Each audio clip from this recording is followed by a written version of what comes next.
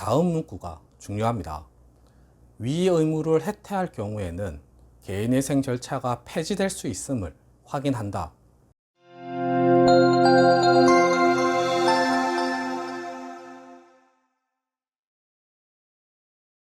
안녕하세요. 노태부 변호사입니다. 오늘은 양육비 채무에 대해서 말씀드리겠습니다. 우선 아셔야 하는 부분은 양육비 채무는 비면책 채권이라는 점입니다. 회생 채권에 포함시킬 수 없고요. 당연히 탕감도 받을 수 없습니다.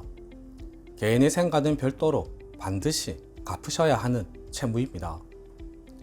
개인회생 비면책 채권에 대해서는 회생 및 파산에 관한 법률 제625조에서 규정하고 있습니다. 비면책 채권으로 8가지가 규정되어 있고 마지막 8호를 보시면 채무자가 양육자 또는 부양 의무자로서 부담하여야 할 비용이라고 명확하게 규정되어 있습니다.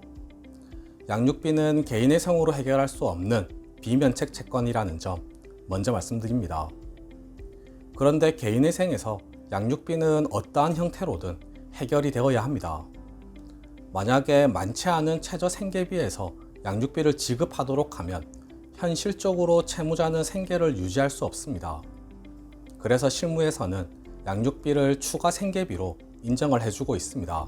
그런데 반대로 채무자가 양육비를 악용할 수도 있습니다. 양육비를 지급하지 않고 본인이 사용할 가능성도 언제든지 있습니다. 채권자에게 주어야 할 돈을 양육비로 지급한다고 하면서 지급하지 않고 본인이 사용하는 거죠. 따라서 법원에서는 양육비를 추가 생계비로 인정하면서도 인정하는 기준은 엄격하게 판단하고 있습니다. 실제 보증명령 보여드리면서 설명드리겠습니다. 보시면 15. 채무자의 미성년 자녀의 부양과 관련하여 가. 전 배우자와의 양육비 부담 협의 내용을 제출하기 바랍니다. 구체적 서류명입니다. 양육비 부담조서 등본 및 자의 양육과 친권자 결정에 관한 합의서 등본을 가정법원에서 발급이라고 되어 있는데요. 이 서류는 협의 이혼을 하였을 때 발급받아야 하는 서류입니다.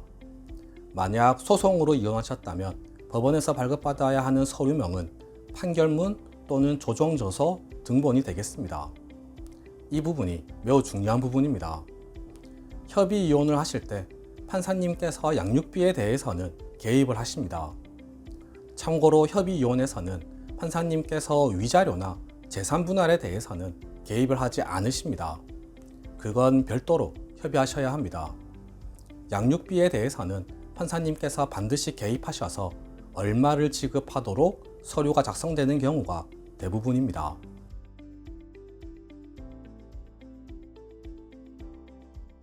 그런데 간혹 그렇지 않은 경우가 있습니다. 여러 사정으로 전 배우자와의 동의하에 양육비를 받지 않는 것으로 협의 이혼을 하시는 경우가 간혹 있습니다. 만약 이러하다면 개인회생에서 추가 생계비로 인정받기는 쉽지 않습니다. 장기간 정기적으로 정해진 금액을 지급해 오셨다면 그래도 가능성이 있겠지만 그렇지 않다면 쉽지 않다고 생각하셔야 되겠습니다. 다시 보증명령으로 돌아가 보겠습니다. 보시면 나 양육비 지급에 관한 6개월분 이상의 금융자료를 제출하기 바랍니다 라고 되어 있습니다. 실제 지급했는지를 보는 겁니다. 앞에서 말씀드린 부분입니다. 양육비를 지급하겠다고 해놓고 채무자가 실제로는 양육비를 지급하지 않을 가능성을 확인하고자 하는 겁니다.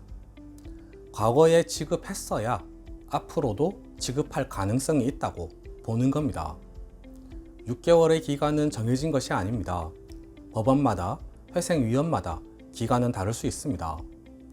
핵심은 개인회생을 신청하기 오래전부터 양육비를 지급해 왔다는 점을 보여달라는 겁니다.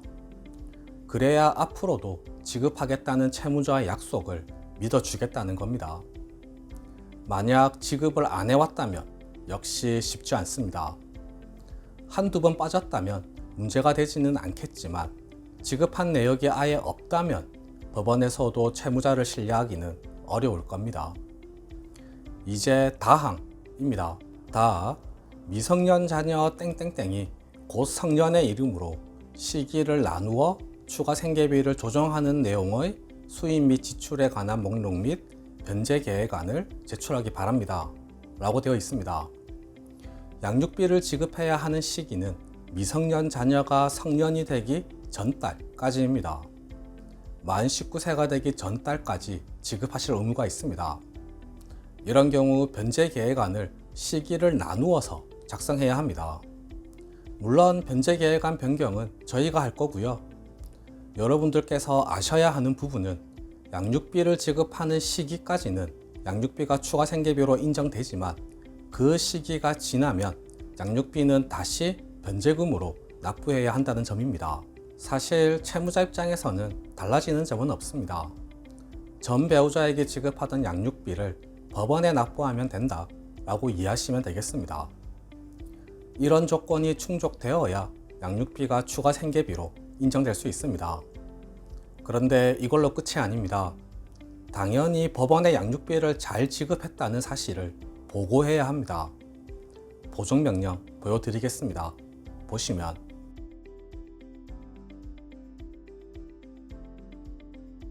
17번입니다. 조금 전에 보여드렸던 보증명령은 15번이었습니다.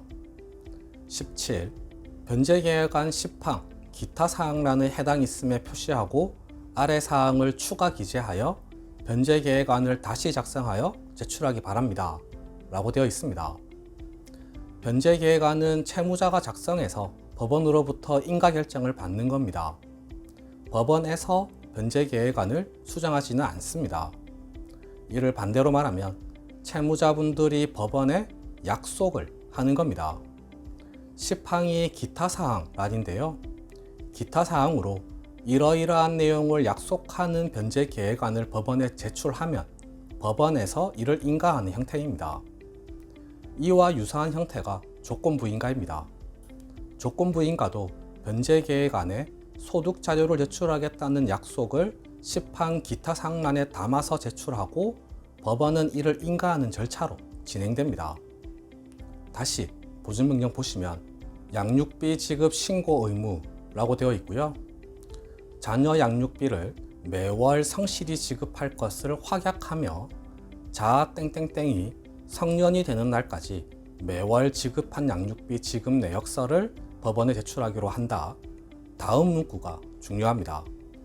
위 의무를 해태할 경우에는 개인회생 절차가 폐지될 수 있음을 확인한다 라고 되어 있습니다. 그리고 괄호하고 자 땡땡땡이 성년이 되는 날까지 채무자는 전 배우자 땡땡땡 명의 통장에 월 150만 원을 입금한 금융거래 내역서를 제출한다 라고 되어 있습니다. 해태라는 용어는 지키지 않았다는 의미입니다. 즉, 양육비를 지급하지 않으면 개인회생은 폐지될 수 있는 겁니다. 돌이킬 수 없습니다. 그리고 이건 솔직히 저희도 할 말이 없습니다. 양육비를 지급하기로 해놓고 지급하지 않고 채무자가 사용한 거니까요. 법원과 채권자들을 속인 결과가 되는 겁니다. 이런 일은 없으셔야 하겠습니다. 양육비는 부모로서 최소한의 의무라고 생각합니다. 네, 오늘 준비한 내용은 모두 말씀드렸습니다. 궁금하신 점이 있으시면 댓글에 남겨주시거나 전화주세요. 최대한 친절하게 상담해 드리겠습니다.